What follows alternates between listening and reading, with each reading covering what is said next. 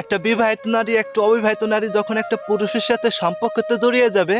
তবে 100% পুরুষের ভিতরে 50% পুরুষ একটা প্রশ্নই করবে, যদি তুমি আমাকে ভালোবেসে থাকো এই ভালোবাসার প্রমাণটা তোমার দিতে হবে।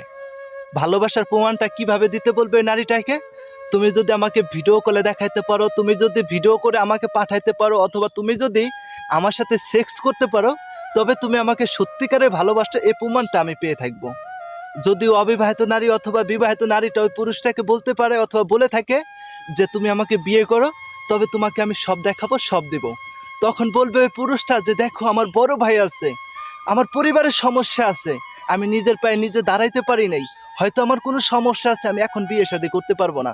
তবে কোরআনের কসম খেয়ে বললাম, আল্লাহ নবীর কসম খেয়ে কইলাম, আমি তোমাকে কখনোই পর করে যাব না, তবে তুমি আমাকে দেহটা দেখাও, তুমি আমার সাথে শেষ করো, কখনোই তোমাকে আমি পর করে যাব না। হ্যাঁ, বিবাহিত নারী অবিবাহিত নারী সে প্রমাণ